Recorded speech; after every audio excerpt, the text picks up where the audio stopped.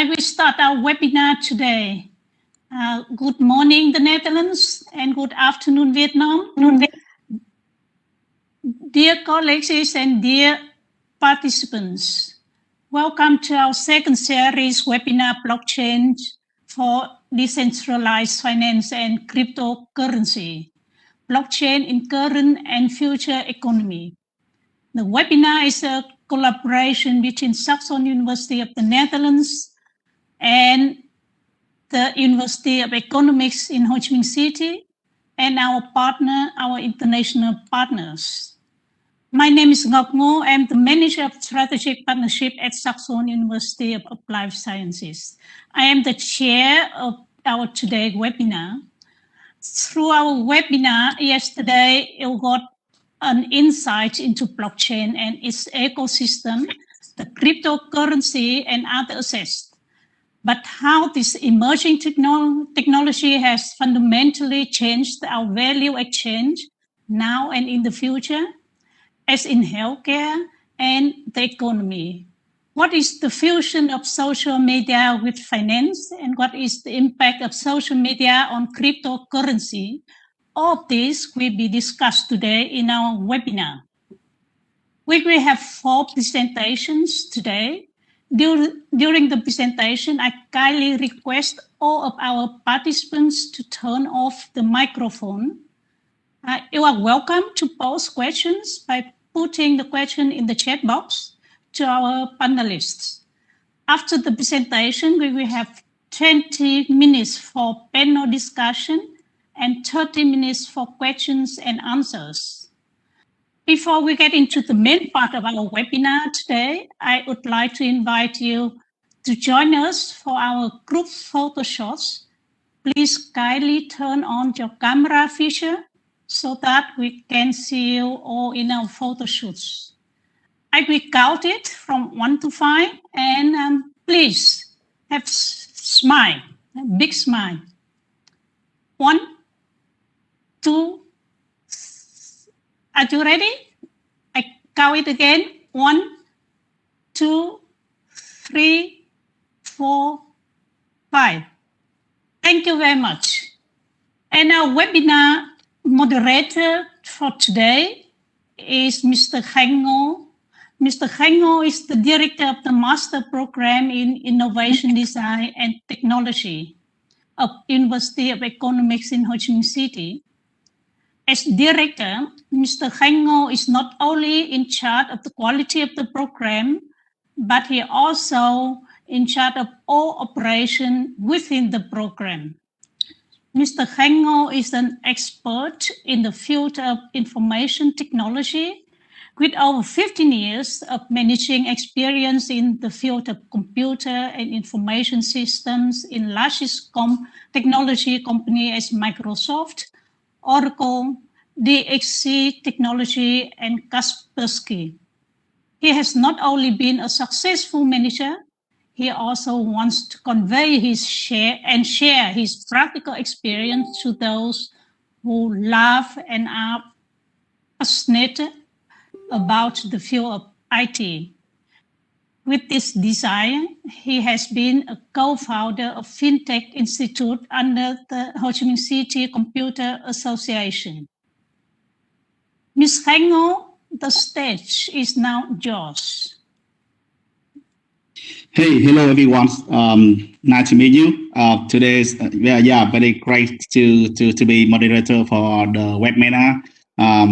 To meet everybody.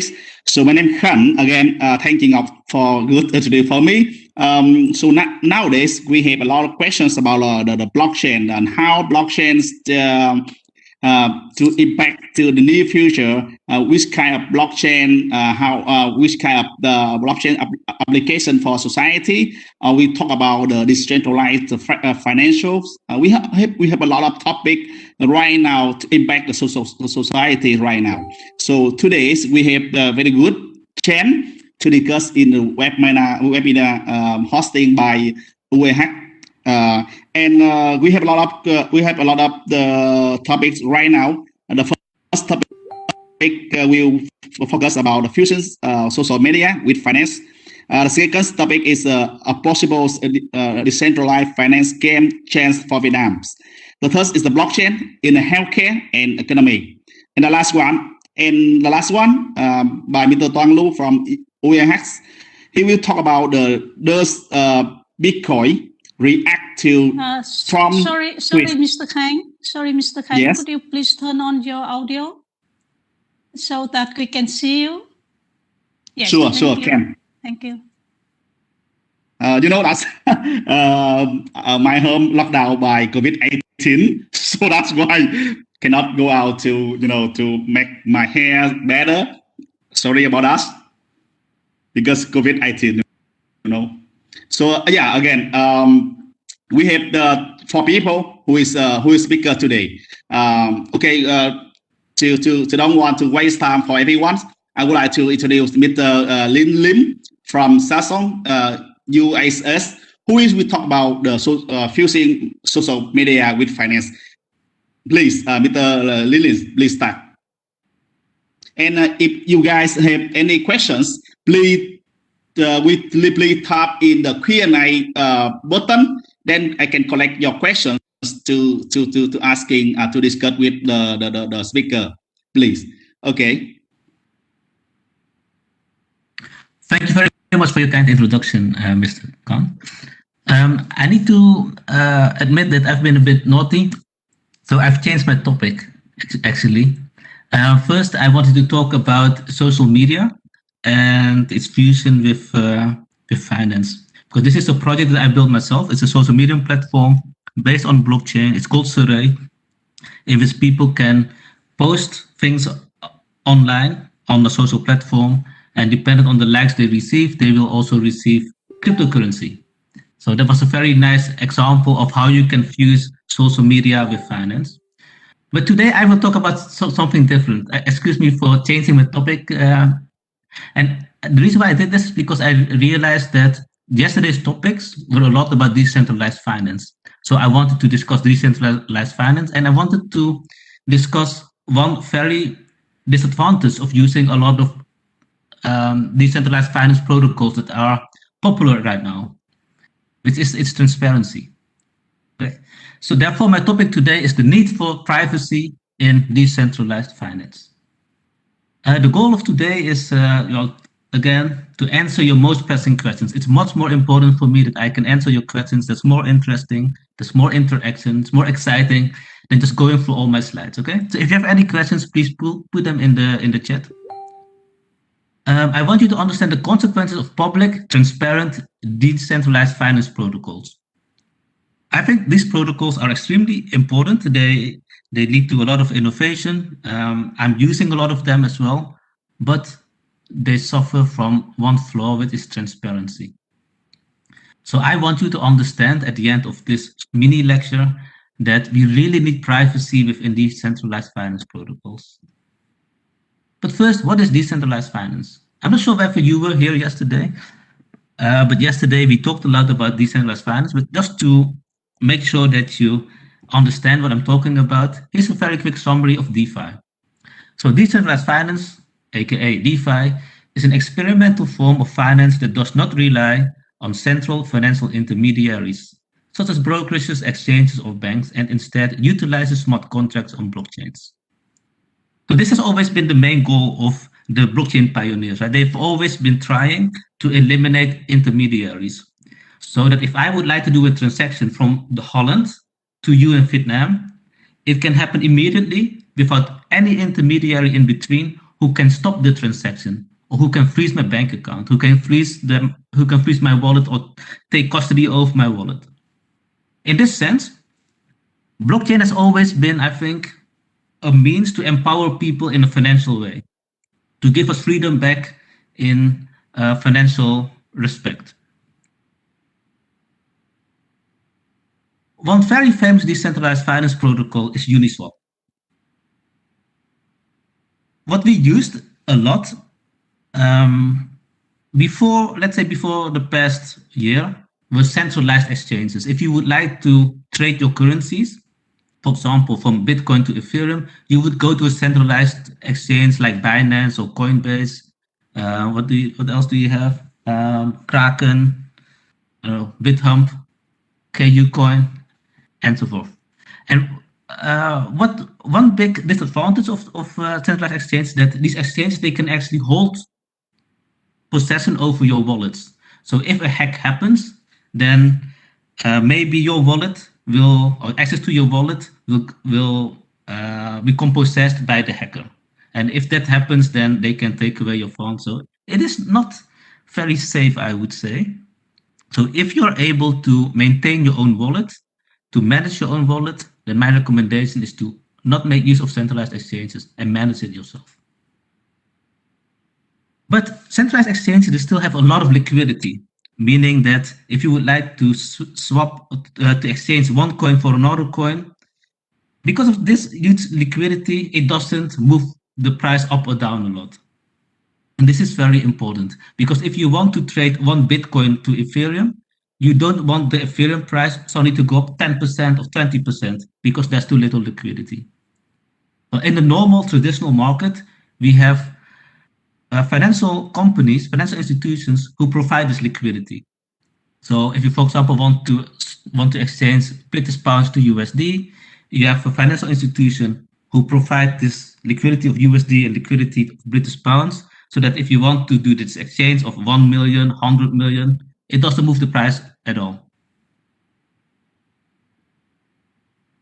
So people were thinking, well, we would like to make use of a protocol that allows people to exchange coins directly without having an intermediary that holds our wallets, like a centralized exchange. So that's why people started to create things like Uniswap, SushiSwap, PancakeSwap, and many other swapping protocols. And what is really cool about these swapping protocols is that they created an incentive for you to provide liquidity. So if you provide liquidity, you can actually earn profit from this, because every time someone does a trade, let's say if you provide liquidity in a Bitcoin and Ethereum, if someone trades between these two coins, then you get a small percentage of this trade. Well, this incentivizes people to add liquidity to the exchange. Okay, now we know what decentralized finance is, and now we know how Uniswap works, more or less. I would like to go more about the disadvantages of these public decentralized finance protocols. But first, it is also important to understand how transactions are added in a blockchain. So normally, if you would like to do a transaction, this transaction goes into a memory pool. A memory pool is like a waiting room. So if I would like to do a transaction now from me to Mr. Khan, this transaction is not immediately put into the blockchain. What happens first is this transaction is added to the memory pool, and then you have specialized people, we call them miners, who are then trying to look at the transactions they find most interesting, and then add those transactions into the pool. They add those transactions into a block. Well, what are the transactions that they most probably put into a block? The transactions they will put in a block are transactions with the highest fees. So if I would like a miner to add my transaction in a block as soon as possible, I give a very high fee with my transaction, right? And then what the miners are going to do, they try to let's say they try to if it makes use of proof of work, then they try to solve some kind of weird cryptographic puzzle. If they can solve this puzzle, then they can add this block to the blockchain, and then they get the reward. This reward consists of two things. First of all, it consists of the block reward. For Bitcoin, it's 6.25. For Ethereum blockchain, I don't know how much. But they also get the transaction fees. And because they also get the transaction fees, they want to include only those transactions with the highest fees in the block. Okay? So now you know how a transaction is added to a blockchain, more or less. And now we can get into the more interesting part, which is a public blockchain order book. Okay, so let's say you make use of Uniswap. And Uniswap is the DeFi protocol built on top of Ethereum. Ethereum is totally public. Let's say that there is this order book within Uniswap, and the order book says, well, this amount of 5 Ethereum for the price of $1.10. And there's another amount of 5 Ethereum for the price of $1. But now, then there is this guy. This guy is called Bob. Bob, he wants to buy 5 Ethereum of a coin. And he gives a fee of 10 GWay. 10 GWay, that's, I don't know, that's 0.0000, maybe 0.1 dollar cents a dollar. So it is very small, right? Well, if you know that miners are inclined to take the transactions with the highest fees, what you can do, you can actually front run them. And front running means that you're going to give a higher fee so that your transaction request will be executed first. So now you have a front runner who submits a market buy for 5 Ethereum at $1, and he gives a higher fee. So the gas fee is 20 GWay. But what happens then is that he is going to buy up this $1 price for 5 Ethereum. So as you can see in the lower table, this one is bought by the front runner, and then he can actually immediately do a selling order of $1.02 against a fee of 1.19 GWay. Well, also this is immediately added to the order book, and then the lowest transaction fee transactions are then executed, which is Bob's transaction. So Bob then purchases the 1.02 price from the order book. In this case, the front runner has been able to buy against $1 and sell against 1.02, therefore making a 2 cents profit. And this is what we call arbitrage profits by the front runner. And this is done a lot within this public blockchain space. Why can they do this? They can do this because every transaction in the blockchain is transparent. But this is really unfair, because if it's very transparent, then you can create a computer program like bots who are going to query the whole blockchain and then trying to front run you the whole time. And this makes the prices for doing transactions go up and up and up. That's why sometimes for Ethereum, for the transaction, you sometimes have to pay $50 or even more, which is a lot. So why is front running damaging? Well, front running damages users and buyers because you can create bots, and these bots can constantly pass through the mempool of potential transactions, and they can outbid transactions using a higher gas fee, and then ultimately elicit a profit at the cost of the party unaware of the activity of the front runner. Well, a solution to this already exists. A solution is to have all the transactions in this mempool encrypted so that no one can see against which price, against which transaction costs the orders are put in. But there is a term within this within the blockchain space that we call miner extractable value. And miner extractable value is the measure of total value that can be extracted permissionlessly from transaction ordering. So what the miner can do, a miner can actually order the transactions based on the transaction fees, right? And they will always order in such a way that transactions with the highest fees will be executed first. So what we can do in order to solve this is to encrypt inputs, outputs, and the state of the block, of the mempool, for example, to make sure that no one can snoop in the transaction details. This prevents miners from reordering transactions in the block based on their fees, and this in turn will prevent front running. And front running is extremely damaging. Let me quickly see how much it has cost the blockchain world so far. So there's a website, it's called flashbots.net, and it says that since January 1st, 2020, so since last year, almost $750 million is wasted just on front running. And where does all this money go to? It goes to the miners. It goes to the miners, but we, the users, have to pay higher transaction costs. So it's very bad for the user experience. So there is a blockchain network that I think is quite interesting to try to solve this. It's called the Secret Network. So the Secret Network is a decentralized network that try to solve this through providing us more privacy. So they try to create encrypted inputs, outputs, and state. I see that my time's almost over, so I would like to finish by talking about the reasons why we want privacy in decentralized finance. Well, one reason is that we want to eliminate front running. Another reason, I think, is that privacy is so important. I believe it is a human right, because if we don't have private transactions, what happens if other people can follow us, if they can see our wallets, if they can follow all our transactions? I feel very unsafe if people can know that I own, let's say, $100 million or $50 million or $10 million. I don't want other people to come to my house, kidnap me, or steal from me.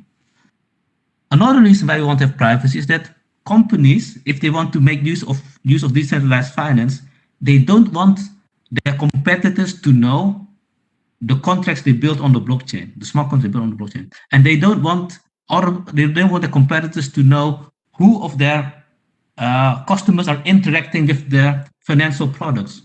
So if we want to have mass adoption within decentralized finance, we really need to have privacy. Otherwise, we are unable to convince companies to make use of this.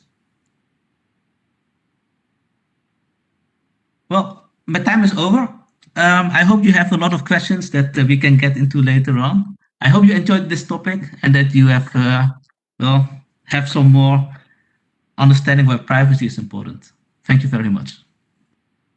Hey, thank you, Chillins, for a very interesting topic. So, any question to Lin? Please go for the Q&A button. By the way, when we post the topic in the website and the Facebook fan page for this topic, so I got a lot of questions from the speaker, from the Lin. So can you talk with me about in the future finance? So can decentralized finance can relate the state bank? For example, Chinese, they have the Chinese national digital currency with the decentralized finance, not the decentralized finance. How about the future finance? Yeah, I really believe that decentralized finance can eliminate state banks and the national currencies. The question is whether we want to have this happen, right? People who behind Bitcoin, behind the other public permissionless cryptocurrencies, their main goal is to eliminate state banks because they believe that state banks have too much control over our economy. So what do we want? Do we want to have permissionless blockchains and fully decentralized cryptocurrencies where everyone can access, where everyone can create their own wallet against very low transaction costs, probably have a lot of anonymity and privacy? Or do we want to have a currency created by the state bank? Well, my heart goes to the first one. I would like to eliminate state banks. I think we can do much better. But in order to do this, we need to create a cryptocurrencies that are a better alternative. And this alternative to state banks and their currency should be like 100 times better. But we are building this. I hope and I think that we can do this within the next 10 years. Okay, you talked too much about the privacy for decentralized finance. Then security. Just a small question about security for the decentralized finance. A lot of people say, with the blockchain, look like we encrypt the data, we encrypt input, output, so they very secure. But a lot of hack in blockchain right now, and we have the $1 billion got a hack in the world per year. So what do you think about that one? When we say about privacy, when we say about security, but a lot of exchange shut down by hack, a lot of system shut down by hack, a lot of wallets, digital wallets shut down by hack.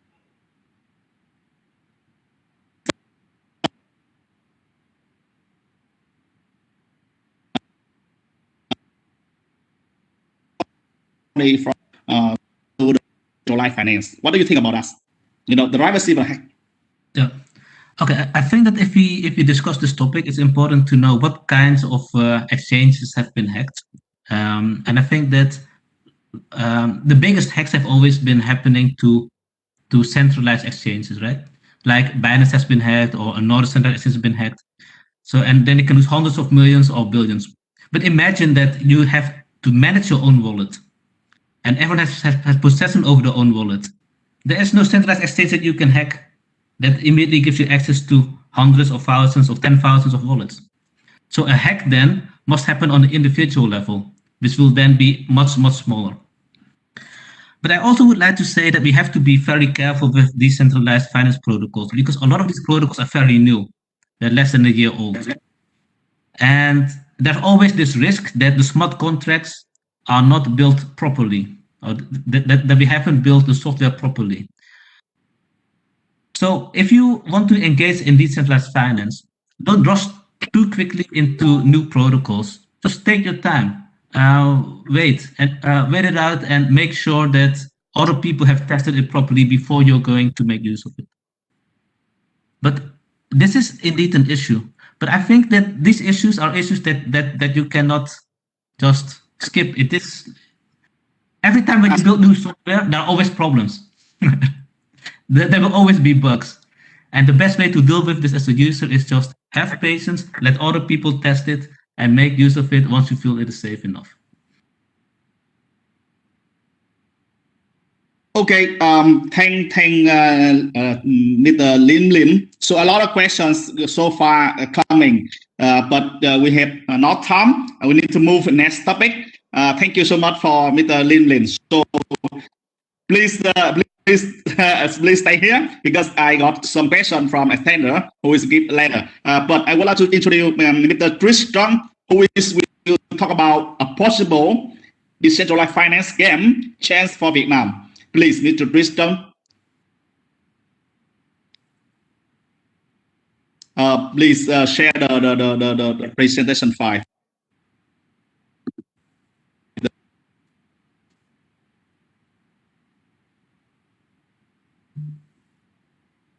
All right, thank you, and Kanko, for the introductions.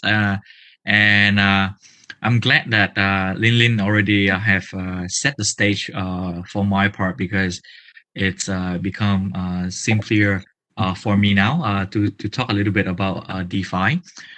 So for the audience out there, DeFi is a short name for decentralized finance, meaning that you put blockchain into a finance mechanism. You can decentralize anything in finance. It's supposed to be DeFi. So today I will share a little bit more about the general concept of DeFi, and at the end of my slides, I will share one easy to understand example, which is one of the projects that I'm currently advising at the moment. Very interesting. Yeah. So I think first we have to look at the concept of traditional bank, traditional finance with DeFi, right? And on the charts, you can see, like on the left, which is the centralized finance system. This is how we have been using the banks or most of the financial institution services through this model. So all of the product being offering, all of the services we're being used, it's all goes back to a company, an organization, a clearance gateway, approval, and in most of the case, usually it's the bank, it's the central bank, or it's the payment platform service provider, for example. So I think in the banking industry, it can be the bank, it can be the central bank. If you're using credit card, it will be Visa, it will be MasterCard. So all of them are centralized financial players, right? And so that's a concept for centralized financial system. So what about DeFi, right? DeFi, in the opposite, you can see on the right charts, you can see the authorization, the ownership is all over the place, meaning that there's no really central body to become a gateway or a final approval for anything. Blockchain can build a mechanism for every single players in that platform to become a main player for itself. So the power of a centralized system now being diverse into a lot of the other players, right? So what does it bring to the table? It's absolutely removing the power of the central body. In this case, it's the bank, or it's a central bank, or the approval in the payment system, for example. So that's why people always calling blockchain or DeFi is a finance with a lot of freedom, for example. So it's you don't need a lot of approval layers in the system, because the network itself will sort it out, will solve itself, and will decentralize, make a decision on that. So basically, that's the main difference between DeFi and the centralized financial system. So if you look at the traditional financial system, right, since everything has to go through a common gateway or a clearance house or everything like that, that's where everything become slower. That's where everything have to wait until it's turn to get approved, for example. And more or less, it's related to number one, cost. Number two, pricing. Number three, speed of transaction, for example. So most of these, and the last thing, which is very common, which is the it's easier for the hacker or the people with with the wrong purpose, easier to hack into the system, because from the centralized way of manage everything, you only have to hack into the central power, right? The authority of the entire system. Then you can conquer or you can manipulate the entire system. That exactly why DeFi is more superior in that sense, because you now, don't have an admin anymore. Every single computer or every company in the network become an admin themselves, right? So every computer have the same power and function of approval or reject, the wrongdoing of the evil guy, for example. I think that's go back to the basic of blockchain 101. So that's why in a few feature, DeFi is actually quite advantage over the centralized financial system. Yeah. Right. So because of its feature, that's why DeFi have, I think Mr. Lin already shared a little bit of the few product in the previous presentation. But since it's replicate the financial industry and the financial product, but carry the blockchain, the decentralized elements of the technology, that's why it's creating a very similar set of product, but run on a different type of mechanism compared to the centralized way, right? You have DeFi lending, which, like me or Mr. Khan can actually lending money to each other without a center, a body to actually to approve or reject that transaction. As long as both of us want to send and, lend money to each other quite easily, that's also possible, right? Then we have the centralized exchange. People call it DEX. So decentralized exchange, meaning that you can buy and purchase investment product, financial products on it without, again, a central body to approve or reject that transaction. It's purely peer-to-peer, right? The next product is a stable coin or a wrap asset. Basically, it's a digital version of a physical asset. So digital tokens represent or wrapped around a value of a certain physical asset, for example. So in this concept, right now in the world, there's a very profound and popular concept at the moment, which people call it's the national digital currency, CBDC, which basically you can build a Europe dollars or even Vietnam dong on a digital platform. It's carry the same value and function as the real money. The only difference is that it's a digital version of it. Right now, the stablecoin or the wrap asset, most of them are still around the cryptocurrency type, but I have seen more and more example and real cases from some of the central banks in Europe, which is going to be a big trend in the next year or so. And the next product function, people call it stacking. Stacking is, in real life, it's very simple to understand. Basically, you're putting money into a bank and you receive interest from it, like from interest overnight, interest if you put in a deposit for 1 month or 3 months or whatever time, right? So stacking is a function being embedded in a few cryptocurrency or DeFi product where you can gain interest by just simply keeping them, right? And last, which is derivative. Derivative is already a product that works very well in the traditional world. So people are just making a digital version of it and trading for it the same way as the traditional markets, for example. So in the next slide, actually, I have put DeFi together with financial and fintech in a table, so people can look at this and a little bit feel it's easier to see what are we talking about, right? So if we're talking about issuing money, it's for the traditional finance, it has to come from the central bank, right? For fintech, they don't have that function. For DeFi, anyone joining the panel today, anyone that joining the conference today, all of us can create our own set of digital assets and our own tokens.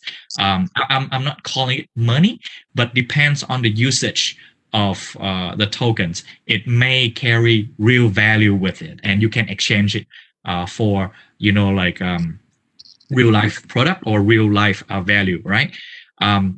Transferring money. So in the real world, we transferring cash or cash balance from one bank to another. In fintech, we have TransferWise, we have PayPal. In DeFi, very similar, but it's in the form of cryptocurrency and tokens flowing from one guy to another. And the main difference, like I mentioned before, in traditional finance and fintech, you need a central body to actually to approve or disapprove the transaction. That's why sometimes it takes longer to process, and its cost higher than the blockchain-based transaction, for example, because you don't need a middleman anymore, right? People can just send transaction from one place to another place easily, and you don't have to wait for operating hours of the bank or remittance company, because now you can just play it on the blockchain, right? Lending and borrowing money. In traditional life, we do it through banks. In fintech, we have a few applications that leverage on the lending function, but they more or less they have to piggyback on a corporations or a organization who carry the lending license, for example. But for DeFi, easily you can just hold your asset and use it as a collateral and make a lending out of it. I will have a specific example in the next slide so people can understand easier. Exchange. In traditional life, we have exchange platform like Nasdaq, or in Vietnam, we have Jose or Hanoi Exchange. All of this have operating hours, and they have rules to follow and everything. But in the industry of DeFi, You don't need all of that. You can trade anytime. You can trade any type of asset as long as it's being listed on a platform. And in DeFi world, once an asset being listed, it's mean that you start access, like a global liquidity for that, like product, for example. And last, which is investing function, like in traditional world, whatever product you have, like stock, bonds, derivative, and you can purchase it through securities company. You can purchase it through banks. For fintech, we have an app called Robinhood, where you can just simply put money and then buy any stock that you want. In DeFi, it's a combination of both of the things that I mentioned above. You can tokenize, which is a technical terms for turning an asset into a blockchain form, and then you can list it anywhere, and then people can purchase it from anywhere as well. That's the value of DeFi. Yeah. So next, I will go into a specific example of how DeFi can changing an industry, right? So I have a chance to co-found and advise this, my current project called Pham Central. So Pham Central is a DeFi project play around the entertainment industry. And when I say entertainment industry, we're talking about cinema movies, we're talking about YouTube video, we're talking about OTT video, movies, series, we're talking about music video, for example, right? So all of these entertainment product, from the investment point of view, it's some of them very good product that give the investor very high return, for example. So recently, in Vietnam, we have this grandfather movies, which currently and still ongoing, they making the revenue that already 30 times compared with the original cost of producing the movies. So meaning that if you put in $1, right, you're talking about 30 times of profits, which is $30 with your $1 that you put in. But the challenge is that these kind of product have chance to reach out to a bigger crowd of the investor. Why? Because the way of the paperwork and the way of the centralized system work for these investment is very troublesome. For example, if you put in $1 or you put in 1 million into this project, in real life, the process and the paperwork journey, it's exactly the same. That's why, like this project, they are very, limits themselves in reaching out to the big mass audience, because it's too much effort for them to just collect, like $2, $5, $10. I'm talking about a couple $100, right, from investor, for example. But with the DeFi models, meaning that you tokenize movies and you split that into like millions of pieces, and each of the piece is like $500, then it's become much easier for the people to actually buy a share of like a project, for example, and it's also helping like the projects to easier launch its project and fundraise from the crowd. That's why it's more like a crowdfunding platform for entertainment product. So, and then if the project is doing well, then the project will return the like interest to the investor accordingly with the portion that they put into the project. Very straightforward. I wouldn't say it's first of its kind, but in Southeast Asia, probably one of the first. So I think that's about it. It's my last slide of my presentation. So feel free to. I already saw a couple questions coming up. So yeah, back to Ankan. Yep.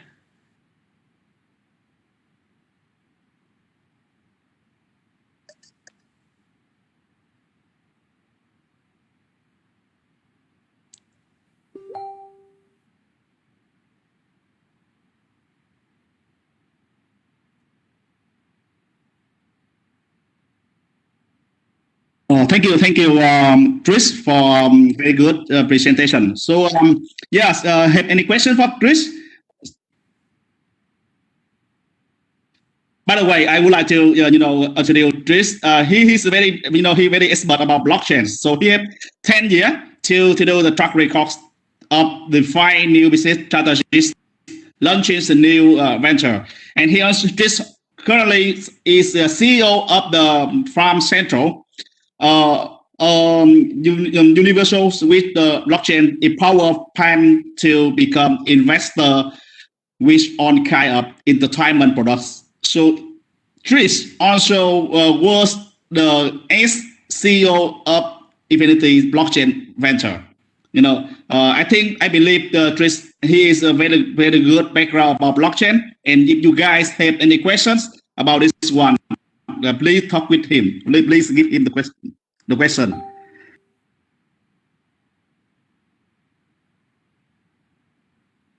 Any questions? I also get the question from some guy from Facebook to ask Chris. As you know, Vietnam for the statistic global consumer surveys in 2020, Vietnam is a top 5 country with the largest popularity digital currency in the world. Do you think Vietnam is ready for future finance? Do you think? And if yes, why so many scams? I think for the questions to be clearer, I think I would rephrase the questions to that. Is Vietnam ready for crypto? That's number one. Is Vietnam ready for decentralized finance? Is the second question. The first question is Vietnam ready for cryptocurrency? Highly likely no. I don't think the Central Bank of Vietnam will approve cryptocurrency anytime soon, because it's related to a lot of the AML policy, as well as like money laundering and funding for terrorists, for example. But from the DeFi featuring, as well as feature and the ability to open up a new entirely markets for anyone can build the games for it. Absolutely, Vietnam would be one of the country that really benefits from the future of DeFi. And currently, right now in Vietnam, I have started seeing a few projects around the scope of DeFi, similar to our Pham Central, for example. So we get the question from Mr. Mike Trung.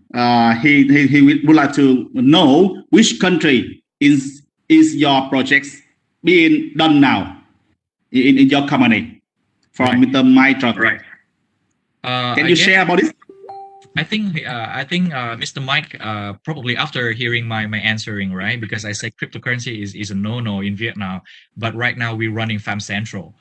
So basically, Pham Central is a American registered company, and we dealing with cryptocurrencies outside of Vietnam. And the funding or the operations that we are working on in Vietnam is completely on fiat, which is Vietnam Dong. It has been a very popular models for a lot of the blockchain crypto development companies. In Vietnam, we have some other famous company called Kyber Network or Tomo Chain. Most of them are building a product feature for crypto world, and they're not operated in Vietnam, but their entire team is in Vietnam, for example. So it depends on the business model that you have. You have to design the flow of the money very carefully to comply with the local law, because as I said, in Vietnam, cryptocurrency is still not a legal tender. You can't use it to pay for services or product. But if you deal with cryptocurrency in some other country like Singapore, Japan, or anywhere, accepted it, and you're taking Vietnam Dong or US dollars and work or operate it in Vietnam, it's completely fine. Yeah. Thank you for your very clear answer. So another question from Mr. Bảo Hoàng. So the question is, you can do that with the crowdfunding platform as well. So why should you push it on the blockchain? So a very interesting question, I think. Can you say again? You can do it with what type of company? You can click in the Q&A button to see more clear. But I can talk with you. You can you can do it for crowdfunding platform as well. Why you put this in blockchain? So crowdfunding. Let me try to answer that question. So number one, in Vietnam, the crowdfunding model for especially entertainment product is not yet regulated. So it's not a valid business model yet, right? So we have to be creative in the way that we not creative, but we invest and in the entertainment project as an entity, right? So we're not operated as a crowdfunding in Vietnam, even though like it's a crowdfunding model in some other country, right? So that's number one.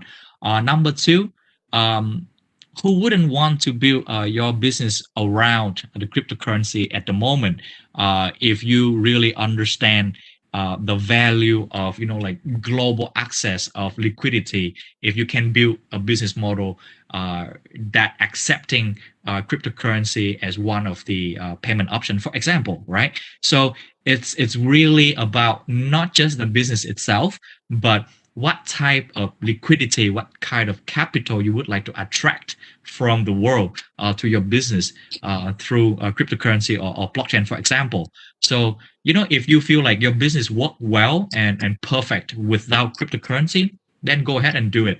But I guess I haven't have a chance to actually to share the feature where, in our Pham Central, blockchain will play another role as well. For example, that it can have the feature of voting or community decision on a project, for example. So now the people who love movies, right, can use blockchain feature, and this one is very transparent and no one can change it, right? Can vote if they really want to see this movie, right? Because more or less, sometimes you see a very shitty movie in the cinemas, and you didn't even know like why it's how it's get there, right? How it's get to the market, because the community didn't have a chance to actually to input that.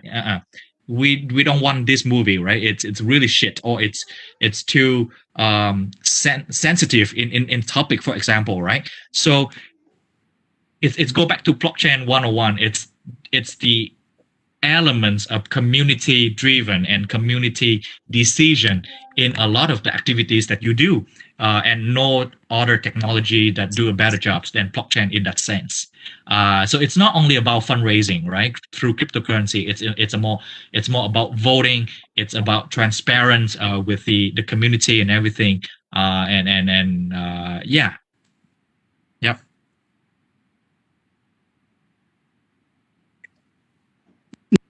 Very good answer, Mr. Bảo. Are you clear? And I think it's one of the very good answer for security. Maybe the crowdfunding system not stable about security than blockchain, I think. So another question from Mr. Pham, which is I think I don't know how this question, but which is the decentralized finance potential coin?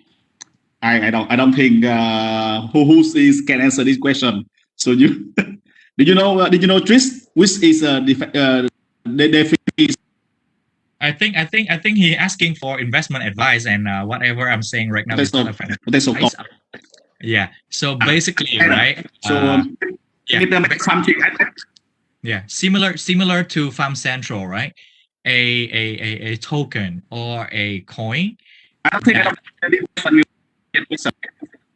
No, I think it's a good fundamental question actually. Yeah. A lot of questions like that, right? For DeFi. A good token or a good coin would be that a token that represent a project that carry the real business operations and make a real impact on real life business, for example, because you always can track back and see why is the coin goes up or why is the coins go down, right? Similar to stocks, right? So it's you can answer and you can explain why the tokens go up and down. For me, that's a good token, rather than just like it's go up like 100% and you don't know why. So if you have a real operations to really answering and back up the price goes up or goes down, that's a good token for me, DeFi or not. Yes. Okay. Yes. Thank you. Another question from Nguyễn Linh. Does blockchain bring any change for accounting? Does blockchain bring any change to accounting? I'm afraid. So we do a lot of applications for built on blockchain, but I think currently accounting is one of the least impact like sector, if I can say, because the accounting system itself is already very transparent, and if you try to use blockchain to avoid fraud or protect like accounting book from become frauds, it's not something that blockchain can protect, because if people purposely put in the evil number or the wrong data, blockchain can't detect that. Blockchain only can help you to verify the source of information from one book to another. But if you give the books the wrong number, the fake data and everything, there's no way that blockchain can solve that. So that's why I feel like blockchain is one of the area that blockchain is not making the biggest impact in that sector. Yep.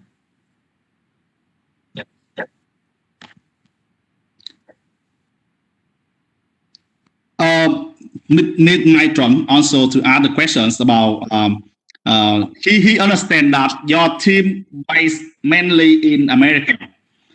Do you have plan to build a team in Vietnam? I think to answer it precisely, the register of the business and the IP and the cryptocurrencies dealing activities is taking place in the US and some of the country that we are allowed to operate.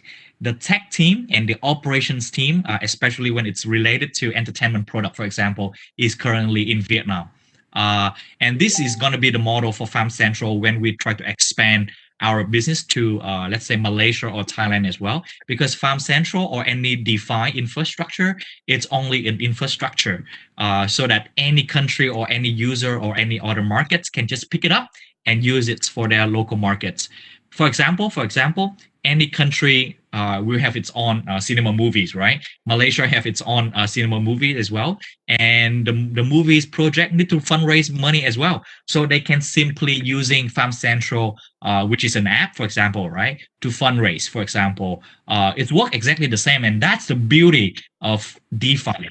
So the mechanism and the infrastructure can be anywhere. As long as there is user usage for it, and yeah, I hope that answer your questions. Okay, thank you, Tris. So a lot of questions, as you see in the Q&A. Thank you, everyone. Give a lot of questions. So we will try to answer by all of question by email or by direct message to you by Tris. A lot of questions I will collect and give the Tris after this webinar, and maybe he will answer everybody, because the time is quite short right now. So I need to move another session from Mr. Chili Core, who will talk about blockchain in healthcare and economic. So I give all of you some short introduction with Mr. Chili Core. Chili Core is a master degrees in MSc. Is the lecturer and researcher at Saxion University of Applied Science, and currently hold a position as professional doctoral in engineering. Trainees at the University of the Tree. His research focused on blockchain application in supply chain and in inventory management. So that's why he will bring his topic is blockchain for supply chain and inventory management. Very well topic. So please, Cross, please share with us your presentation, please. Yes, thank you. And thank you for the introduction. Just briefly about my topic. Blockchain in supply chain and inventory management, and especially healthcare, and then specifically on domestic care. We just started, and we are based in Europe, in the eastern part of the Netherlands. Just have an idea where we are working. And I'm dealing with a case. It's a rather small case. So, but the idea behind it is really important for the Netherlands and for Europe and worldwide, I think. So we are starting small and perhaps can scale up afterwards. So we are dealing with a project that will last for 2 or 2.5 years, trying to build a blockchain. And the rationale behind it is that blockchain in healthcare is, so despite the potential benefits, no large-scale blockchain applications have been developed to date for citizen-centric healthcare change. And that's also where my interest is, because I'm a sociologist, but also interested in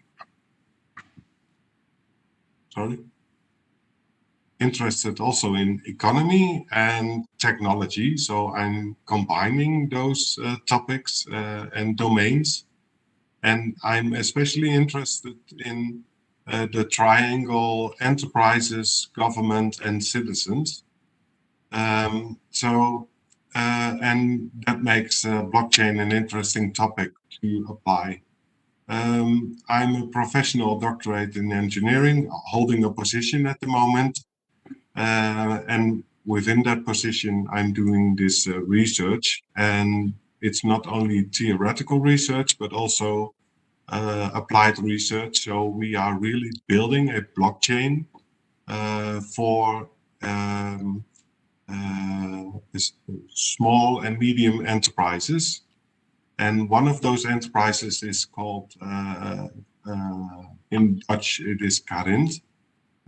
It's based in the eastern part of the Netherlands, and together with Saxion University of Applied Science and the University of Twente, we are trying to build a blockchain for that medium enterprise. And behind that, there's also a consortium of other enterprises, but also citizens initiatives. And they are even not an enterprise, but even smaller.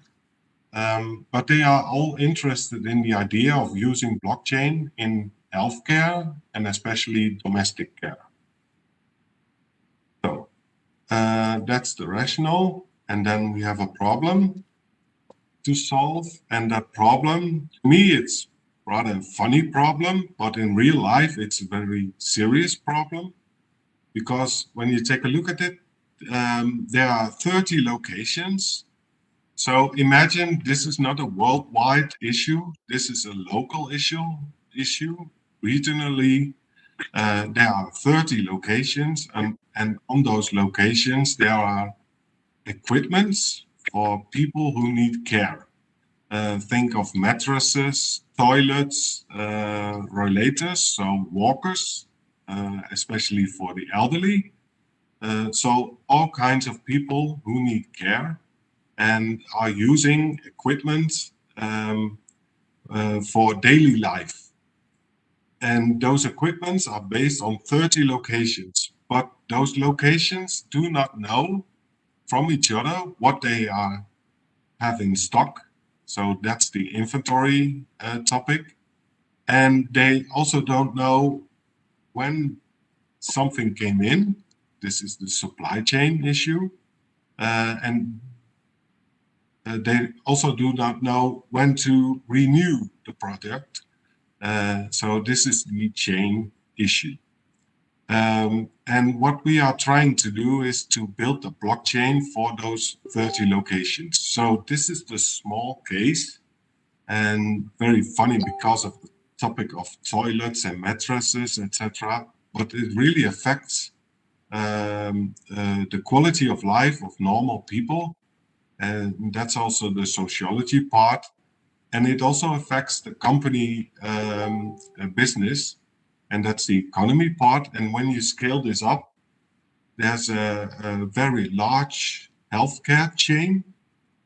And that healthcare chain in the Netherlands is already interested in this topic because you can do a lot of things with the blockchain idea. And what we try to avoid is that we are using blockchain for what you could call a upgraded software program. So, and we are still investigating this. And that's also part of the research. So next step is the program of requirements. We already, so like I mentioned, we just started this project, but we already received some requirements. We are going to extend this and get in detail by using a literature research. But to give you some idea, the requirements refer to common infrastructure, but also scalability, and privacy is a very important issue. I think in most blockchain projects, privacy is a very important issue. Then the agreement with the supplier and government is also an issue, and government and governance is also an important issue to deal with. So, well, you can see the other requirements, and the last three are also provided by the enterprise, and those are about inspection and forecast and invoicing. So different parts of the enterprise business chain has to be built in the blockchain. But probably this will also change during the research because we are learning by doing. But we are for now we are aiming for a private blockchain. And this also means that we are, because we are aiming for this, we are also entering a political arena, because not only the enterprise has ideas about the private blockchain, but also because in the Netherlands, the enterprises like we are dealing with are connected to legislation made by government. So we also have to deal with legislation made by that government, the national government. But probably we also have to deal with citizens and customers who have who probably will have ideas about privacy, for instance, or other issues related to the private blockchain. And we also have to deal with, and I think that is going to be a very important topic. We have to deal with the ideas people have about blockchain in general, because when we started to explore if there were any enterprises interested in blockchain and using blockchain in domestic care, at first no one wanted to work with us because there are two words, and those two words frighten people. First, blockchain, and secondly, technology. So we are also building a training course or learning environment for using blockchain in daily life for employees, but also boards. So the management of the enterprise, but also for citizens. And that's also part of the research. So for us, blockchain technology is not only the topic, it's also about learning about blockchain technology during the process, and also taking people with us towards a new idea of using blockchain in domestic care. That means that we are using this research method. It's the design thinking idea or iterative idea of doing research. And that means that we are we are now in the first step, understanding the topic, talking a lot with people to get a feeling about the topic. Feeling is also an important thing. And you could also think about the technology acceptance model, or it's about adoption and acceptance. And then afterwards, I think we need a few months for this this step. We thought of so we divided the 2 years in 4 steps. So taking one up till 5 months to exploring the topic, then designing, and probably next year we can select the most suitable solution, and then we can do the testing part.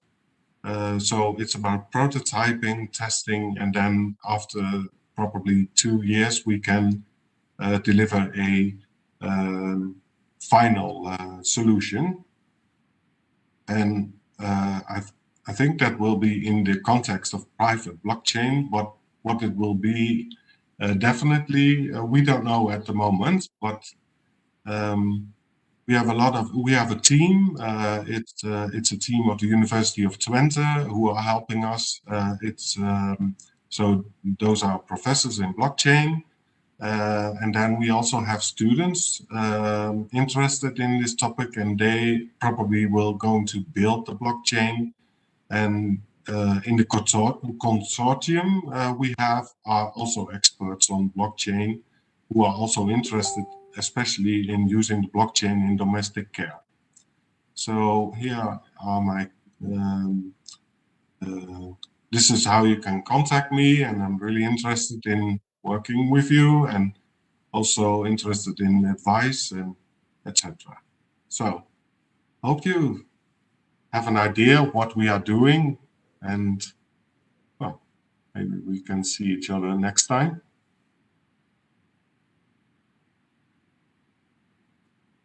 Hey, thank you. It's a very interesting topic. So we also give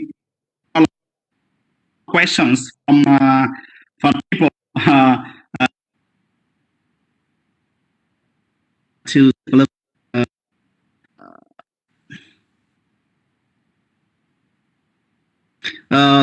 we had the question from Mr. Kim. He read somewhere on the internet, and the function of the blockchains have the potential for reducing the cost of logistics. Is there any practical of this application in Vietnam? Reduce the cost in sound is supply chain. Sorry, I couldn't hear what you were saying. Sorry, maybe internet had problem. So Mr. Kim Chung, he read somewhere in the internet, and he had a question: have any potential reduction in the cost in logistics supply chain? And is there any practice of the application in Vietnam for the review of the cost in the logistics supply chain? Yes. So what you are asking for is the usability in Vietnam of this idea. Is that correct? Yeah. You can click in the Q&A. Yes, so the question from Mr. Kim Chung.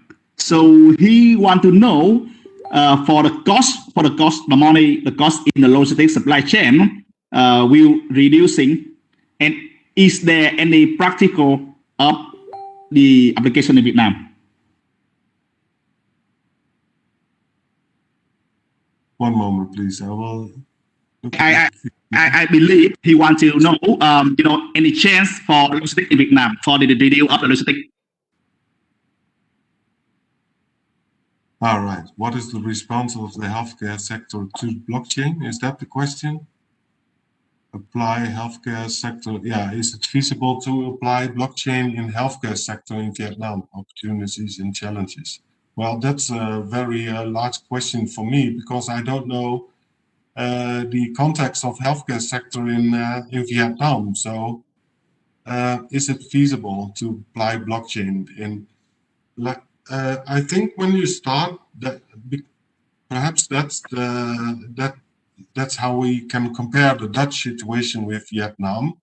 But I don't know the healthcare sector. I know nothing about the healthcare sector in Vietnam. In the Netherlands, there's always the collaboration between government, enterprises, and citizens when you talk about healthcare. So we also in the Netherlands, it's very useful to start small. That's why we started with a small project, only using one enterprise and behind it or next to it a large consortium to find out what it does when you work with blockchain in a context like this. So that would be my advice regarding to Vietnam, but perhaps we can explore this after this webinar, because this is what we call the scale-up idea, because when it works in the Netherlands or does not work, so what factors are important when we deal with this? We could also compare it to other countries. So does that answer your question? So another question from Mr. Bảo Hoàng. So why did you decide to use a private blockchain instead of the public one? Why? Yeah, that's a good question. This is one of the requirements we received from the enterprise, and also it was an advice from our experts to start. And it also has something to do with the 30 locations who are within or part of the enterprise. So we thought it would be wise to start with the private blockchain, although we know that there are some limits to the private blockchain. And when you take a look at supply chains, we think that to start with, it could be a good idea to use the private blockchain. If needed, we can also transfer it later on to a public blockchain.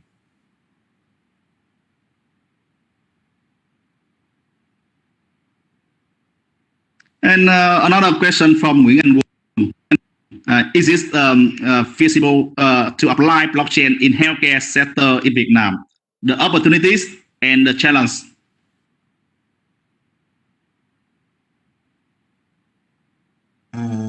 Vietnam. Yes. Mr. Nguyễn Anh Quân.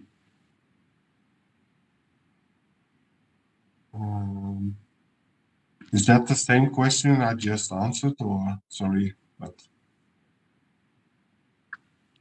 what is the response of the healthcare sector to blockchain? Is that the question? What are the opportunity and the challenge. Yes, challenges you face when applying blockchain in healthcare. Yeah. Well, in the Netherlands, blockchain is really a trending topic. So when you talk about healthcare, it's not only about domestic care. We are dealing with domestic care, so care at home. But blockchain is also a topic for hospitals and also pharmacy and also for other types of services in healthcare. So the response is very positive, because also healthcare insurance companies are interested in this topic. So we are in the middle of a momentum. And so the response is very positive. What are the blockchain challenges you face when applying blockchain in healthcare? A lot of challenges. Yes, I mentioned a few, like the idea we have to educate people when it comes to blockchain. Blockchain frightens people, especially those who are not experts or dealing with this topic because of research, etc.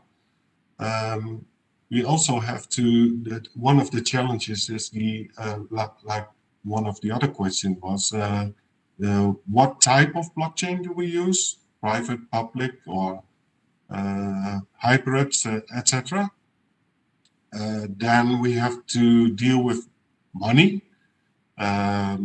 So for these 2 years, we are getting paid to develop a blockchain. But what do we do afterwards? And so money is also an issue and a challenge. And then we, and perhaps that's the larger issue we are dealing with, what does it mean for jobs and also the economy in large? So yeah, a lot of challenges. And that's why we try to keep it small. It's a sort of laboratory. And, yeah.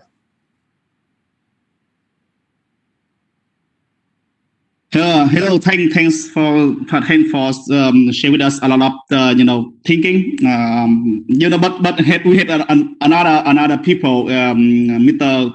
Quang Lu, and if you have, and we send you on a question in Q&A, and also some question from Facebook, from a lot of people to asking you about this topic, and after webinar today. So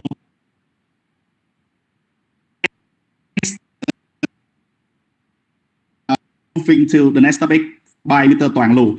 Does Bitcoin react to Trump tweet? So short interview about Mr. Quang Lu. Mr. Quang Lu currently holds a faculty position at the University of Economics, Ho Chi Minh City, and he's in charge for managing the Journal of ASEAN Business and Economic Student as duty editor of the chief. Quang is the expert to expect to graduate his doctoral degree with Otto Business School of Management in Germany in the next year. So Mr. Quang Lu right now will share with us the very interesting topic. Please go ahead. Yeah, thanks. Thanks, Ankan, and thanks a lot for all the guest speaker today and also the participant today. So I'm very happy to present my research pipeline. Actually, I came into the webinar today with my research pipeline that I spent a lot of time to analyze how the social media platform can integrate it with cryptocurrency. Then today, I would like to summarize what I did for several years regarding to the Bitcoin tweet and social media. So my name is Tuan, and I also hold a position in faculty in School of Banking, University of Economics, Ho Chi Minh City, and I also research fellow and final year PhD student in WHU Oslo Pham School of Management in Germany. So my talk today included in 4 parts. First one is like motivation. So in motivation, I want to highlight why I examine the social media platform and Bitcoin, and what I analyze and what I found, and anything we can learn from this. So I would like to bring something not too technical, but also very practical for the listener. I mean, the participant today can earn. So first of all, if you might know, Donald Trump is the U.S. president in the U.S. Then he also used the Twitter as like the channel, official channel for his policy. He also tweeted something regarding to the U.S. trade war, regarding to the Mexican war to block the Mexican refugees. He also if we count from January 2017 to January 2020, from Mr. President, we also found out like there's 13,918 tweets from him. Then currently there's a lot of study, a lot of paper, a lot of controversial conference. They also said that like Trump attitude sweep easily. This is like the political uncertainty, the political news, and the political not sure something about the futures. Then this is also resources of financial uncertainty that's real impact on the equity market. However, the link between Trump and Bitcoin and cryptocurrency didn't found it. That's why I'm motivated to do that. Then, if you know the guys from here, from the right side, you also know that like Elon Musk, he's like one of the richest person in the world. Then, when he says something regarding to Bitcoin, the Bitcoin skyrocketed. You know, like Elon Musk, he officially announced that his company, let's say Tesla, will spend money to buy the Bitcoin, and it's implying the signal advance from the market. Then many people from the market, they buy the Bitcoin significantly. Then that's make the Bitcoin price skyrocketed. Like what I want to say, like considerably increase. Then if we look at from December 2017 until May 2021, from the Mr. Wealthiness, one is like Mr. President and one is like Mr. Wealthiness, we can find out like there's 157,378 words regarding to his tweet. However, what we know about like what Elon Musk sentiment, his attitudes towards positive or negative things is still overlooked into the literature as well in the practical world. That's the reason why when we want to know like when Elon Musk change his tone, does Bitcoin change his tune? Then I want to highlight why I look at like cryptocurrency world. As you might know, the market values of cryptocurrency now are larger than GDP of 130 countries in the world. Then cryptocurrency, you might know that like is like the platform for many fintechs and PMP lendings, and many controversial debate that whether cryptocurrency can be considered as a safe haven characteristic. And the driving factor of Bitcoin is unanswered yet, even though there's some, let's say, some predictive factors can predict the Bitcoin. For example, like gold, for example, like platinum, for example, like stock can predict the Bitcoin. However, like we lack understanding regarding to social media and the Bitcoin movement. Then in the next slide, so I want to highlight something regarding to sorry for not familiar with tech. Okay, so the scholarly literature during the age of Twitter is very, very popular. We can use textual analysis to understand how someone boasts something on social media with a positive or negative tone. Then this could be like proposing a factor to predict the Bitcoin return. That's what we want to look at. So what I did is I collect on the Donald Trump Twitter, and I also collect on the Elon Musk Twitter.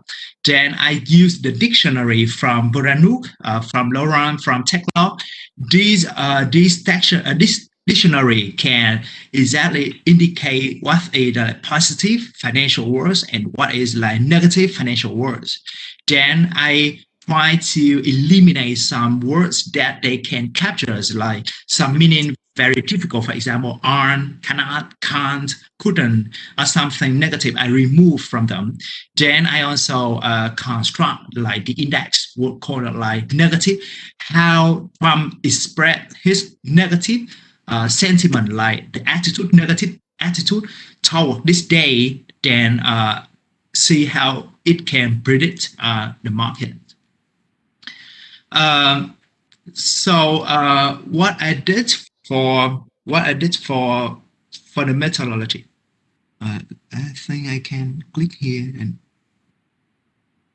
I should scroll in the mouse slowly, otherwise they will jump into 2 slides that I don't expect. Okay, that I collect total all Donald Trump tweet and all the Elon Musk tweet, and I calculate, estimate the negative tone and positive tone, how they impact.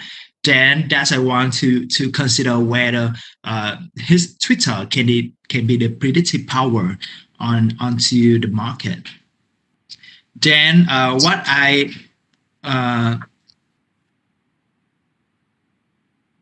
I found here, if you see on the left side is like Donald Trump tone, and on the right side is like Elon Musk tone. You can see that like Donald Trump, he also boasts something very negative during his term. However, Elon Musk, he is likely to use the positive word in his tweet to express his attitude. Then the average positive attitudes are higher than the negative one over the 4-year periods of Elon Musk. However, when we mention about the Trump tone, we can see that like Trump, he wants to say something with very negative attitudes. This is like very opposite side. Then what I found here is I felt like the negative sentiment of both Donald Trump and Elon Musk can be the predictive factor for the Bitcoin return, for the trading volume, as well as like for the realized volatilities. It means when they post something regarding to negative attitudes, they can predict the Bitcoin return. Then they also predict the less trading behavior from the investor.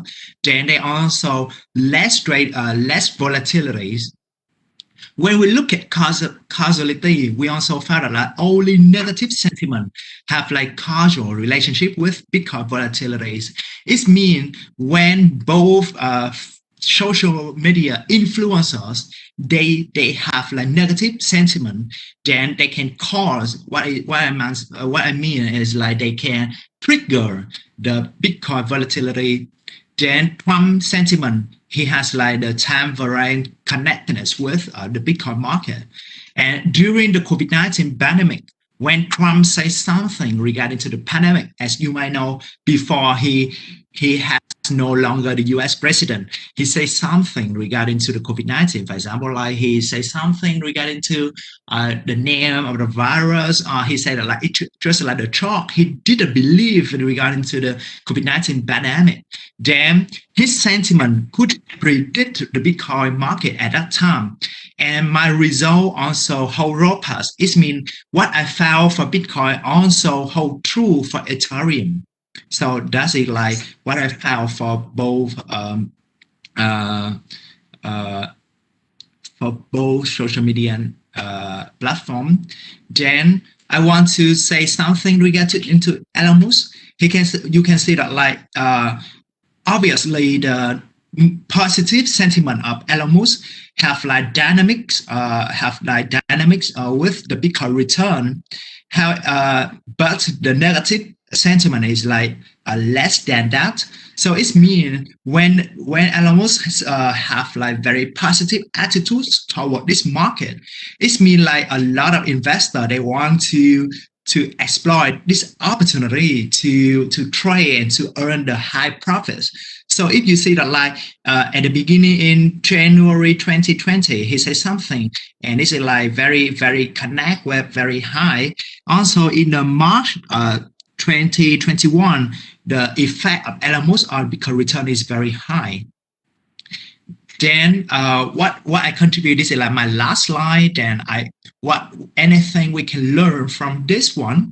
So first of all, what I did, I find a predictive power. of social media influencers on the cryptocurrency, and if I found like it have like the impact on the cryptocurrency, so I would like to suggest that the investor they can engage in the appropriate strategies. So what does it mean? It means that if you want to earn profit, you can listen to them, but it's not financial advice, because sometimes the market maybe they can learn, they can trust their belief. For example, at the beginning when Elon Musk says something, the market reacts very significantly, but currently when Elon Musk says something, the market is more intelligent. They how can I say, they correct their belief already. So they might be very thoughtful to react to this one. So that's what I want to say, that like investor, they should be cautious. They should be careful when they commit in any strategy regarding to the market. Then also, if I found that social media, Twitter, then the trading fund, or maybe the let's say like some institutional investor, they can put this indicator in the modeling if need. Then I also say that like it's also irrational choices in the market. What I mean in irrational choices is the market, because like in the market, if you only react on these kinds of news, and the market also have the momentum effect that they can boom the market back to equilibrium. So the investor, they tend to rely on news. I mean, that's what I mean. And the cryptocurrency market, even they have very, very good and advantages, they also have like disadvantages. That is like, for example, they are very vulnerable. They're very sensitive to news. So that's what I meant to say, that possibly to manipulate it. Then in the futures, the social influence indicator on the financial market is still going. That's the reason why I want to look at not only two accounts, Donald Trump and Elon Musk, but also the other account. For example, if you are actively on the Twitter, you also know that like CZ or the other influencer on the Twitter, they also can ride the market. So that is still unanswered yes questions. So I hope that like today I also bring to the webinar something that I did for several years. And if you have any questions regarding to the behavioral on the market, then I'm very, very happy to answer. Thanks a lot. Hey, thank Mr. Tong. So we have some question from Andres. The Bitcoin market is extreme volatile. Most I will pass the question to Q&A for you also. Yeah, I also yeah. Are you reading this one? Yeah, I also reading this one. So okay, the Bitcoin market is extremely volatile. Most Bitcoin are in the hands of few investors. Do you still think Bitcoin is promising investment? Actually, I look at Bitcoin as like the market, and obviously, many literature also indicate that like the Bitcoin market is inefficiency. That means there's some hand can manipulate the market, and obviously, if you are investor on the market, I want to highlight you that extremely volatile means extremely return. So if you think is it like high risk, and you can also earn the high expected return. However, if you think that like the market also manipulated by some hand a few investor, is also true, and it also can come from some other book, also from some big institutionals. So that's the reason why many investors, they also use some hedging investment from the Bitcoin futures to hedge them. But actually, I didn't look at like investment strategy on that. I also look at like behavioral aspect for this market. Then I'd rather something for gambler. obviously, the literature also mentioned like if you are a gambler, then the higher volatile market is also very promising, and you also very interested to invest in this market. So I hope that like you can earn something, but be careful when you look at the market, because like, and I just saw that like just one or two account, they can drive the whole market with very marginal trading volumes. So that's it, like the drawback of the market. Yeah. Thank you. Any questions so far?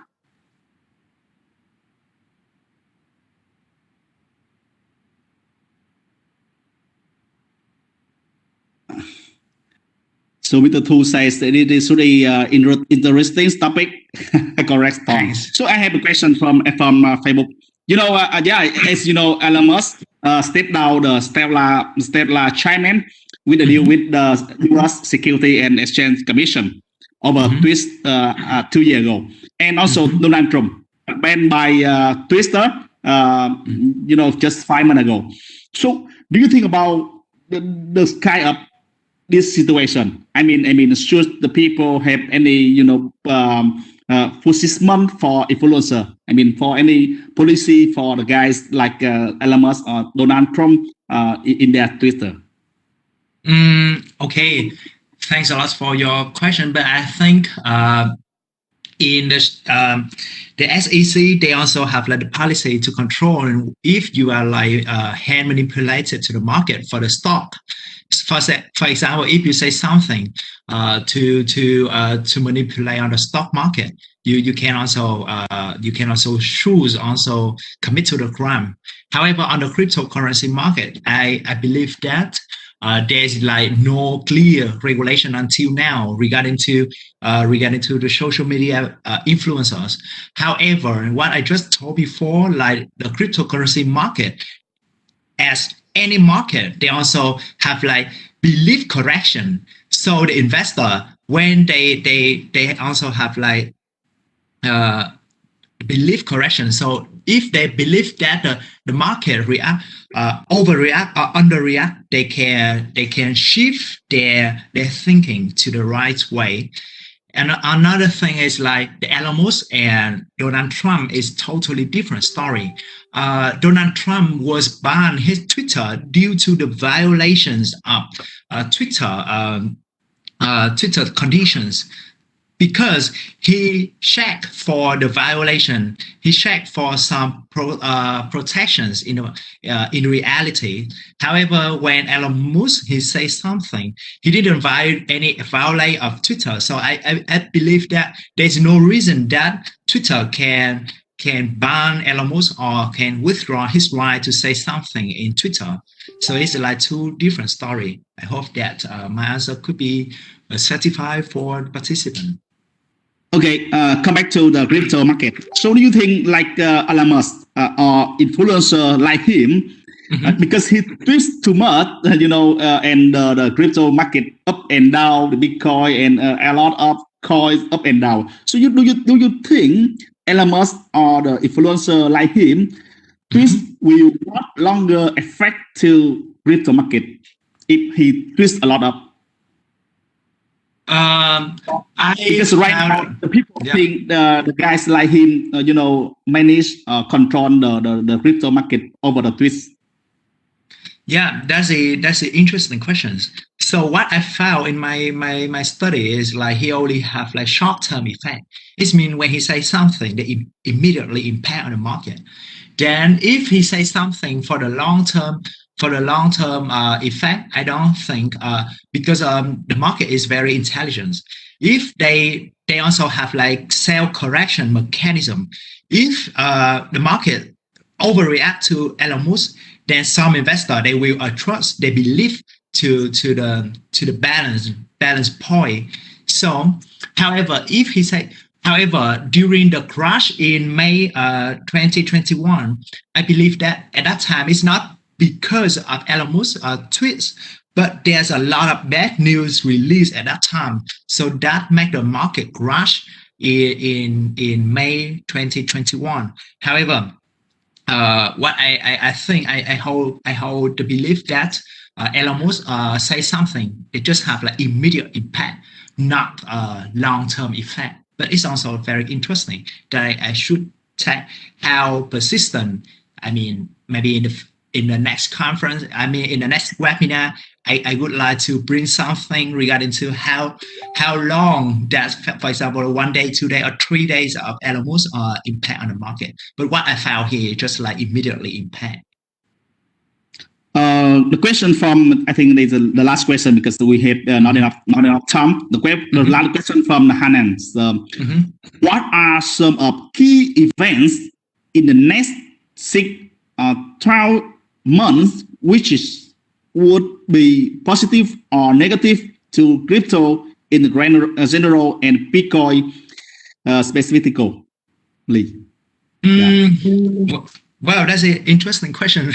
Actually, there's key event.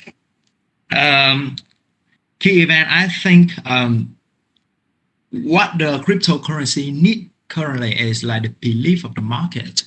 Then they also need to have like the official approval from many large institutionals. And one of the event that I am expecting currently is the days that the COB, like China Central Bank, they issue digital currency for the Chinese economies. This is like the key event that I want to highlight because they also change on the monetary mechanism, on the monetary system.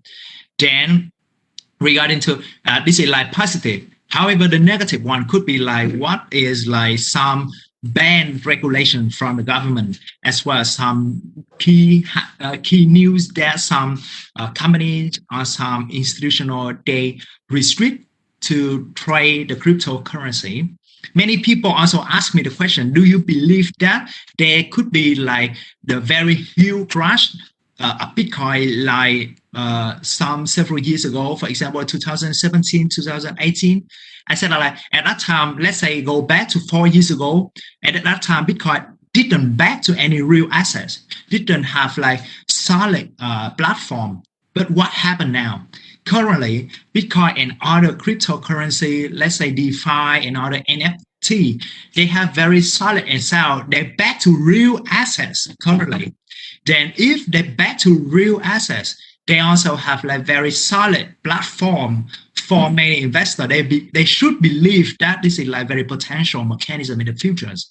Why not? Why don't we have like very optimistic view about that in the futures? That's what I can answer. I hope that like I can say something to you. Okay, thank you. Mr. Tuan. So very interesting topic, and I believe we have a lot of questions from audience, so attender. But we have the time limit, right? Thank you so much. So on the question, I will collect and send all of you by email with the email from people. Help everybody to certify the answer from the panelist, the speaker also. Thank you so much. So any comment from Mr. Chị Ngọc? Any comment?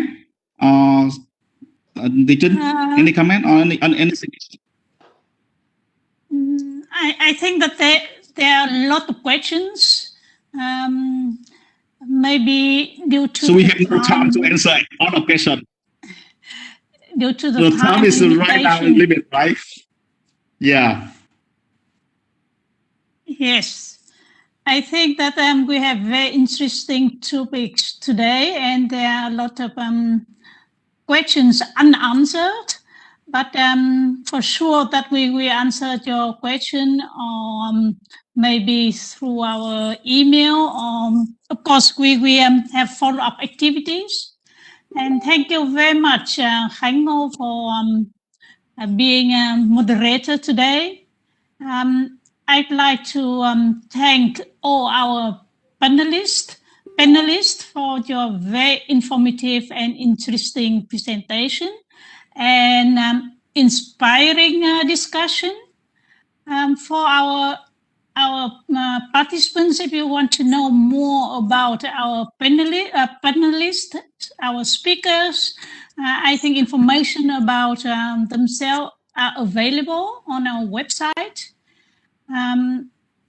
I would like to thank you, our participants, for your presence, and thank you for asking questions to make our webinar very interactive.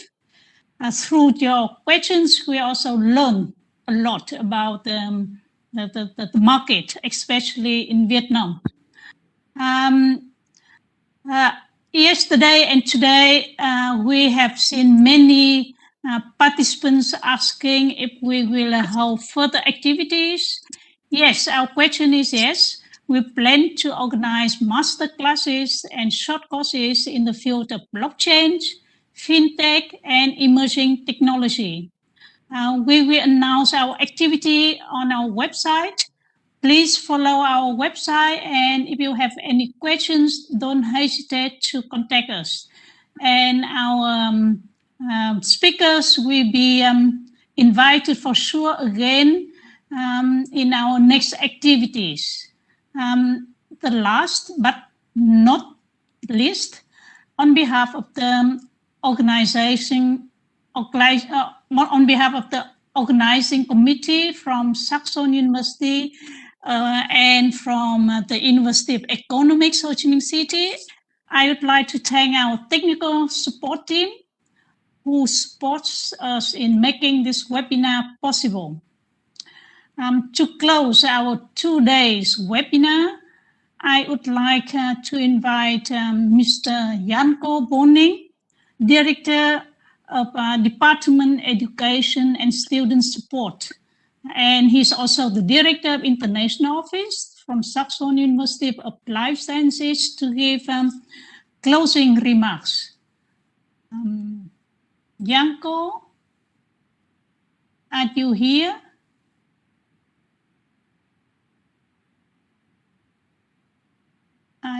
Do you see Janko? I don't know if he's here. Otherwise, is Jan Woger is here? No. Again, I'd like to thank you very much for participating in our webinar, and we do hope to see you again on our next activities. Do you want to say something on behalf of University Ho Chi Minh University of Economics?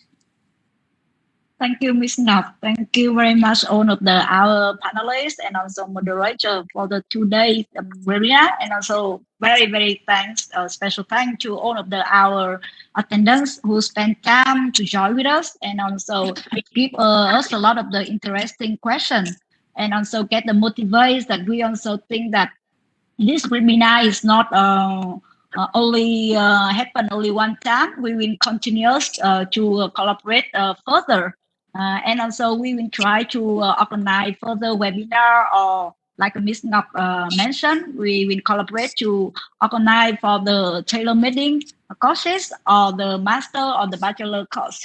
So I hope that the information that we provide for the 2 days webinar will be helpful, and also we can have you in our further working in the blockchain and DeFi and fintech and so on. And thank you very much once again, and hope that we will have you for the next time. Thank you and have a nice time. Yeah, so bye-bye. Okay, thank you everyone.